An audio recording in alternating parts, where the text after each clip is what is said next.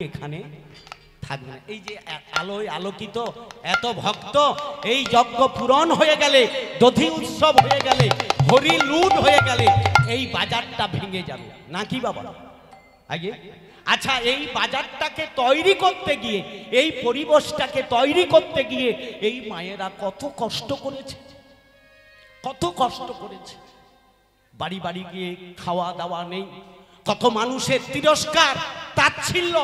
আজকালের কলির মানুষ সঠিক জায়গায় সহজে দেবে না, এটা আমি জানি বাবা, কারণ আমিও তো মাধুপুরি করে ভিক্ষা চালাই, আমার জানা আছে মাধুপুরি করার কি কষ্ট। আর মহাপ্রভু বলল তোমরা বাড়ি বাড়িতে যাবে, জয় নিতাই জয় রাধে বলবে, আঁচল পেতে ভিক্ষা করবে, আঁচল পেতে ভিক্ষা করবে। আর যখন তোমাদের কেউ গাল বন্ধ করবে, তাচ্ছিল্য করবে, সেটাই হবে আমার,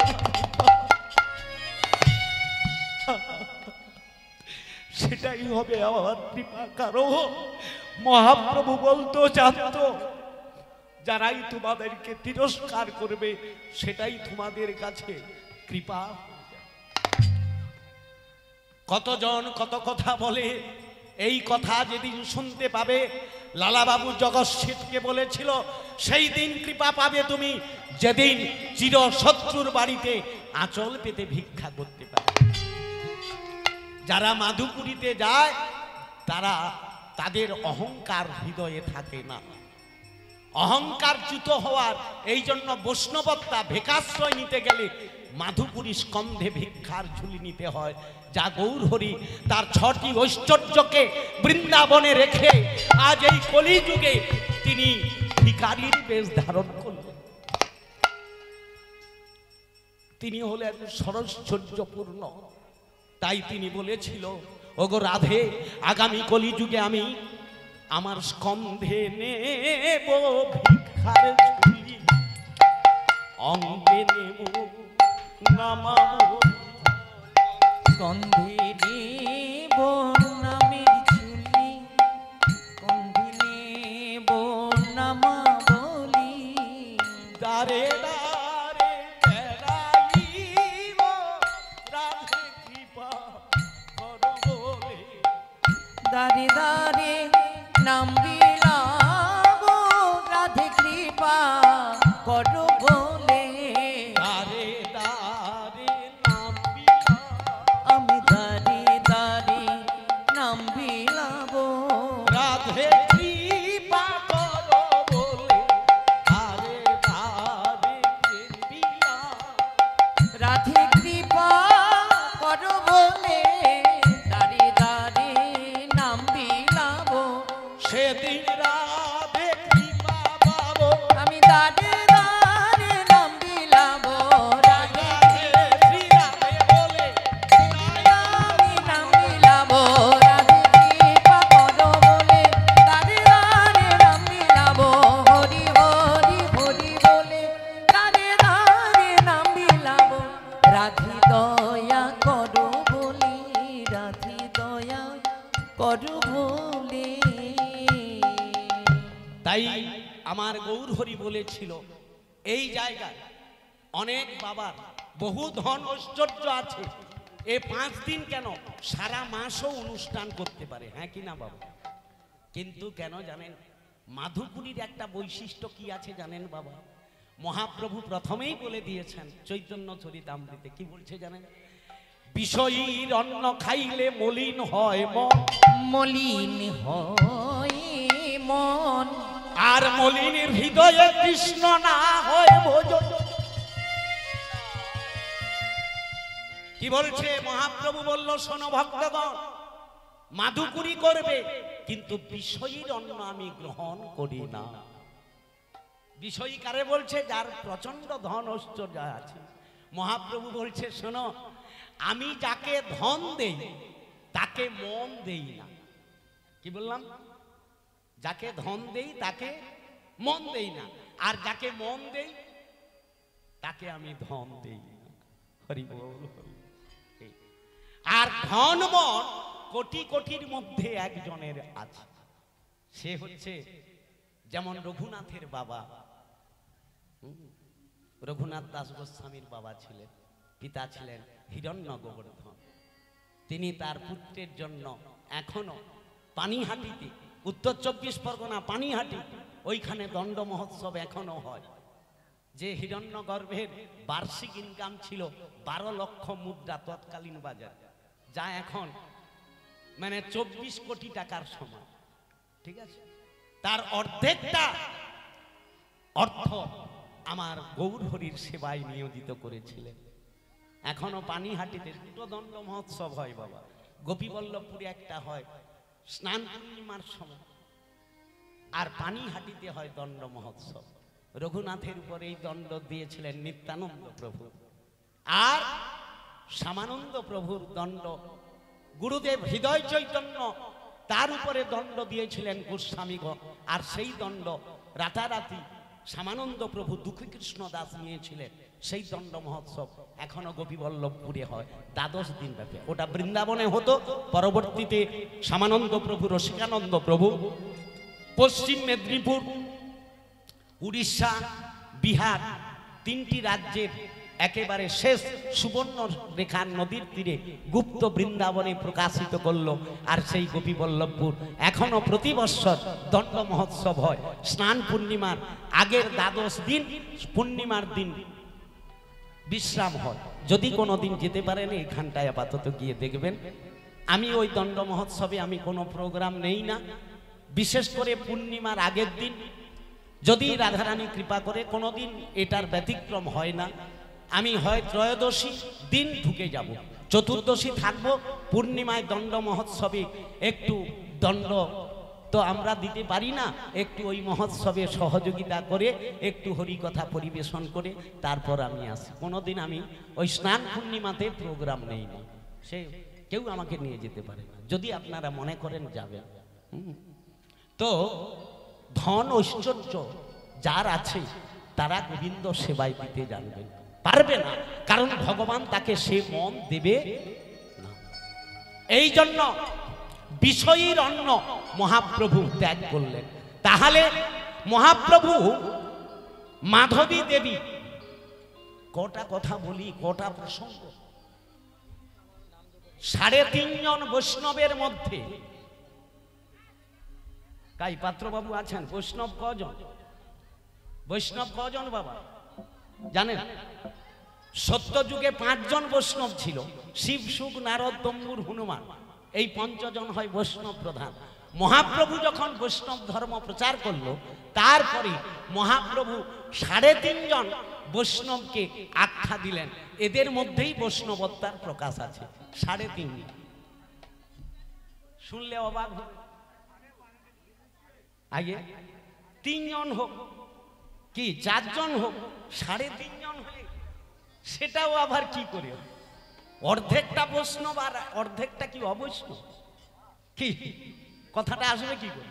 এটাই তো সেই 3.5 জনের মধ্যে কোনো আচার্য, চক্রবর্তী, মিশ্র পদবী নেই, কোনো দাস অধিকারীও পদবী নেই।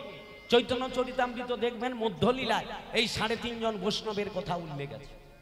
মহাপ্রভু বলল এদের মধ্যেই বৈষ্ণবত্ব আছে। সেই 3.5 জনের একজনের নাম হলো শিখি মাইতি।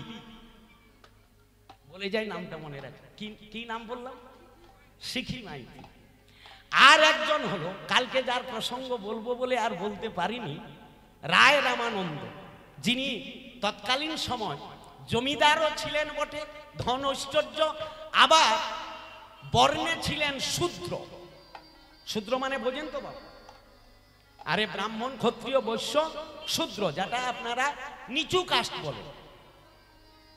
রামানন্দ রায়, তাহলে শিখি মাইতি, রামানন্দ রায় আর স্বরূপ দামোদর, কজন গেল? 3 জন। আর অর্ধেকটি ছিলেন এই শিখি মাইতির একজন ভগ্নী ছিল, বাল্য বিধবা, তার নাম হলো মাধবী দেবী। নামটা মনে রাখবেন, মাধবী দেবী। তাকে অর্ধেক করে দিলেন মহা। আপনি সেটা বলতে পারেন যে স্বামী না থাকার জন্য অর্ধেক, না, সেটাও তত্ত্ব বলছে না, তত্ত্ব আরো ডিপলি আছে। 3.5 জন কেন? বৈষ্ণবে যেমন ব্রাহ্মণ বর্ণের শ্রেষ্ঠ আর ধর্মের শ্রেষ্ঠ হলো বৈষ্ণব। ব্রাহ্মণ তাকেই বলা হয় যিনি গীতাকে বলছে 9টি গুণ পূরণ করলে ব্রাহ্মণ। কটা গুণ? 9টা। গীতা খুলে দেখবেন, ক্ষমা, দয়া, শৌচ, তপস্যা ইত্যাদি। এখন তো আর এগুলা কারোর ক্ষমাও নাই, দয়াও নাই, শৌচ নাই। অখাদ্য কুখাদ্য খাডে মদ মাতাল হইয়া তোমার ঘরে ঘন্টা লাগে, আর তুমিও পুরোহিত বলিয়া বলে যা করে নাকি মেনে নিচ্ছেন তো? পূজা তো শুধু নামে পূজা খাবা হলো, কিচ্ছু হইয়া মরবেন, শুধু নাম কাবাস্তু পূজা। তার থেকে আপনি যদি নিজে, আশ্চর্য কি বলবো, আপনাকে গৃহীকে বলছে বাবু কালকে পুজো হবে, আপনি হব্বিষান্ন করবেন, পূর্বদিন আপনি হব্বিষান্ন করে আছেন, যতক্ষণ না সংকল্প হয় ততক্ষণ আপনার কোনো খাওয়া চলবে না, উপসে থাকবেন। হ্যাঁ কি না? আপনারা করেন, গৃহী করছে। আচ্ছা, আমি যে আসে যায় করে হিত, তার নাম পুরোহিত নাকি রে বাবা? পুরোহিত শব্দের অর্থ কি? পুর মানে গৃহ। হ্যাঁ, কারেক্ট। আর গৃহের যিনি হিত কামনা করেন, ভালো কামনা করেন, তার নাম তো পুরোহিত। এইবার আপনি উপসে আছেন যতক্ষণ না সংকল্প হয় আমি জলগ্রহণ করব না, কিন্তু যে আপনাকে মন্ত্র বলিয়ে সংকল্প করাইবে সে ঘরে বাইয়া মাছের টক খাইয়া চলছে। বলুন, আপনার ওই মন্ত্র বলা কার্যকারিতা হবে কি? হ্যাঁ কিনা বলুন? অপরাধ হবেন না। অতএব মহাপ্রভু এই জন্য বলেছিল যাজকীয় কর্ম, বেদ ধর্মের যত কর্মকাণ্ড আছে বর্জন করুন। শুধু বার্তা দিলেন আপনাদের কোনো কিছু দেব দেবীর অর্চন করতে হবে না, আপনারা সেই মন্ত্র শুদ্ধিকরণও হবে না, কোনো কিছু হবে না, ওটা কেবল ভস্যে ঘি ঢালা হবে। তাহলে কি করলেন? মহাপ্রভু বলল শোনো, আমি একটা সহজ পদ্ধতি বলে দিচ্ছি, সেটাকেই পদ বলো। কি সহজ করে, করুণা করে আমাদের বলল যে পূর্বে এই দেবদেবীর ব্যবস্থা, পূজা অর্চনের ব্যবস্থা দিয়েছিলাম কেন না, এর মাধ্যম দিয়ে গোবিন্দের কৃপা হবে। কিন্তু কলিযুগে ডাইরেক্ট কৃপা করলেন গৌর হরি এসে, এমন দয়াল আর হয় না। এই জন্য মহাপ্রভু এসে বলল তোমাদের কোনো কিছু করতে হবে না, তোমরা কি করবে জানো? এইটুকু মা হয়তো তোমরা যদি প্রত্যহ করতে পারো আমার বলাটা সার্থকতা হবে। বাড়ির সপরিবারকে নিয়ে আপনি প্রত্যহ এই ডিউটিটা করুন।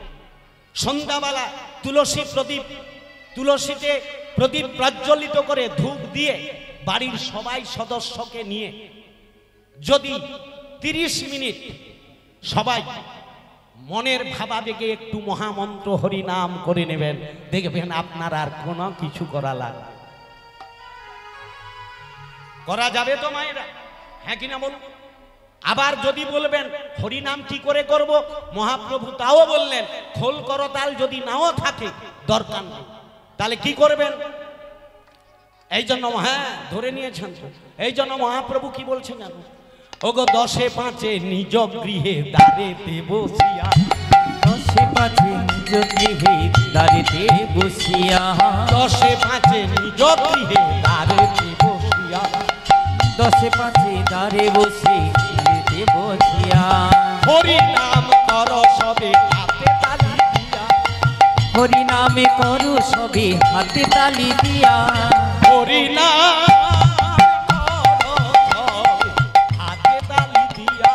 হরি নামে করো সবে হাতে তালি দিয়া।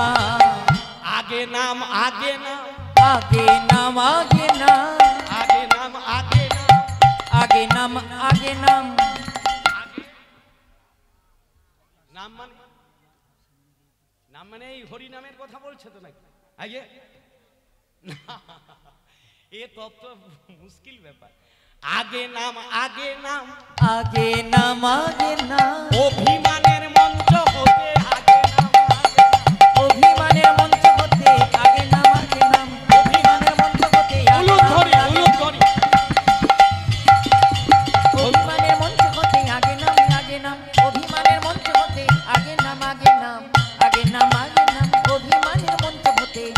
নাম আগে না।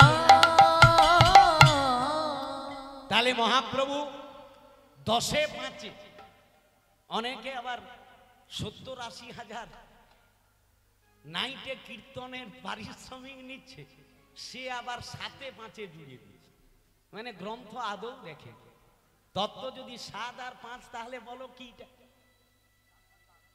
7 5 12, 7টা কি আর 5টা কি? অথচ নাইট 60,000 70,000। ক্যাসেট শুনবেন, আমি এক্ষুনি বলে দিচ্ছি, শ্যামসুন্দর দাসের ক্যাসেট শুনুন, 7-এ 5-এ ইলিয়াস। তার মানে চৈতন্য চরিতামৃত আদৌ দেখে তত্ত্বই বুঝাতে পারবেন না। 10-এ 5-এ মহাপ্রভু বলছে, 10-এ 5-এ। আপনারা বাহির জগতে ব্যাখ্যা দিল কি আপনার বাড়ির 10 জন 5 জন, নাকি এটাকে বুঝালো? তো না, আপনার দেহের 10 আর 5। বাহ,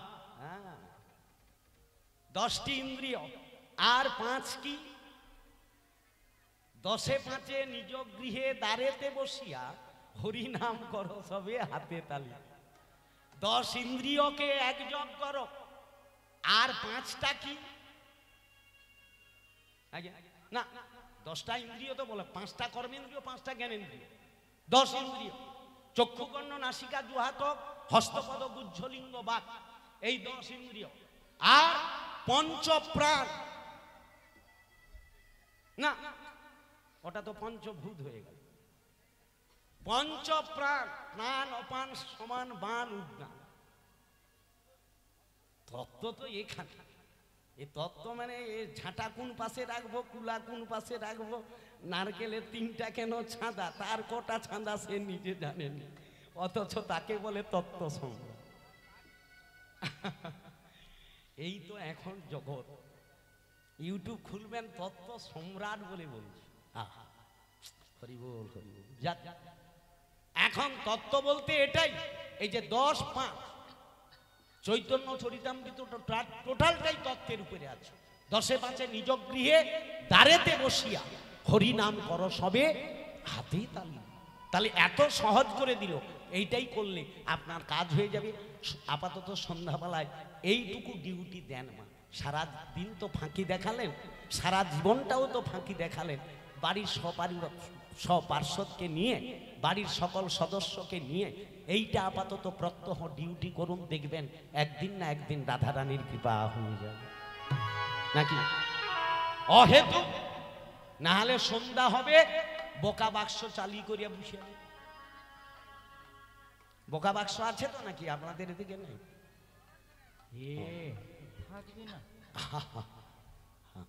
দেখুন বাবা, দেখে আমি দেখলাম বোকা বাক্স দেখে একটা সমাজে বিশাল উন্নতিও হয়ে গেছে।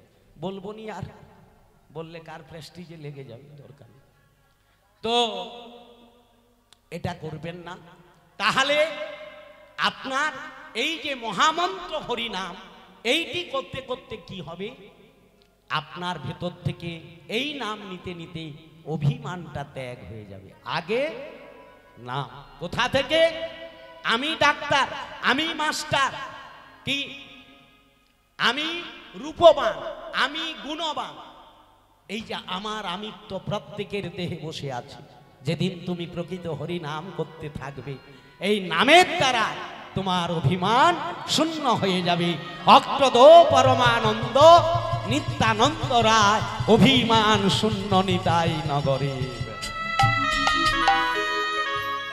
অভিমান ত্যাগ হয়ে যাবে বাবা। এইটিকে আগে অহংকার অভিমান মাস্টার্য হৃদয়ে বসাইলা, কৃষ্ণ বসাইবার স্থান অপবিত্র কইলা। চৈতন্য চরিতামৃত। অভিমান মাস্টার্যর হৃদয়ে বসাইলা, কৃষ্ণ বসাইবার স্থান অপবিত্র কইলা। তাহলে অভিমান, আমি ব্রাহ্মণ, এই অভিমান ত্যাগ করুন, তবেই তো আপনি কৃপা পাবেন।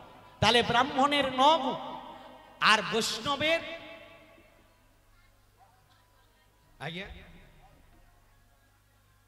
বৈষ্ণবের কটি গুণ? কটা? 10টা। অনেক উপরে, এটা অনেকেই জানেন না। সাধারণ ব্রাহ্মণের অনেক উপরে বৈষ্ণবের স্থান। ব্রাহ্মণ তো 9টি গুণ সম্পূর্ণ ব্রাহ্মণ। জন্মানাং জায়তে শূদ্র সংস্কার দ্বিজ উচ্চতে বেদ পাঠে ভবেদ বিপ্র ব্রহ্ম জানাতি ব্রাহ্মণ। কিন্তু ব্রাহ্মণের অনেক উপরে আছে বৈষ্ণব। কেন জানেন? ভাগবতে বলা হয়েছে ভগবান বিরাট পুরুষের মুখ থেকে ব্রাহ্মণের সৃষ্টি, ভগবানের বায়ু থেকে ক্ষত্রিয় সৃষ্টি, ভগবানের উরু থেকে বৈশ্যর সৃষ্টি, আর ভগবানের চরণ থেকে শূদ্রের সৃষ্টি। আর বৈষ্ণবের সৃষ্টি কোন থেকে? ভগবানের কোন অঙ্গ থেকে? 99% জানে না। অনেকেই বৈষ্ণবত্তা নিয়ে সমাজে মাহালীয় কাজ করছে, অপরাধ নেবেন না। বৈষ্ণবের সৃষ্টি থেকে ভগবান বিরাট পুরুষের ললাট থেকে বৈষ্ণবের সৃষ্টি। কোথা থেকে? ললাট থেকে। আর বৈষ্ণবের 26টি গুণ। কটা গুণ? 26টি। আর এই কৃপালু, দয়ালু, অকৃতদ্রোহ একটা একটা করে গুণ আছে বাবা। অতএব সেইটি পরিপূর্ণ করলে তাকে বৈষ্ণব বলে আখ্যা দিয়েছেন। এই জন্য মহাপ্রভু তার বিচারে শিখি মাইতি, রামানন্দ রায়, স্বরূপ দামোদর এরা সমস্ত গুণ পরিপূর্ণ করেছিলেন, কিন্তু মাধবী দেবী তিনি 13টি গুণ পরিপূর্ণ করেছিল বলে তাকে অর্ধেক ধরলেন। নিতাই গৌর প্রেমানন্দে। এই বিচারে অর্ধেক, স্বামী নাই বলে অর্ধেক নয়। আর এই মাধবী দেবী, এই মাধবী দেবী তিনি এই বৈষ্ণব সেবা, ভক্ত সেবা মহাপ্রভুর চরণে নিবেদন করলো। প্রভু, আমি বাল্য বিধবা, গোপাল সেবা করতেন, আপনি সকলকে কৃপা করলেন, প্রভু আমাকে কি কৃপা করবেন? এই বলে মাধবী দেবী তিনি প্রত্যহ মাধুপুরি করে গোপাল সেবা দিতেন। কত করে সকলে বলল, প্রভু মাধবী আপনার স্বগোষ্ঠীকে একবার সেবা দিতে যায়। মহাপ্রভু লক্ষ্য করছে এর মধ্যে কতটা বৈষ্ণবত্তা আছে। মহাপ্রভু তো যাত্রার হাতে অন্ন গ্রহণ করেননি। কি বলবো আপনাদের, যে কাশী মিশ্র মহাপ্রভুকে স্থান দিয়েছিল, যে কাশী মিশ্র এত বড় ধন সম্পদের মালিক, তৎকালীন পুরীর যিনি কোষাধ্যক্ষ ছিলেন শ্রীক্ষেত্রে, সেই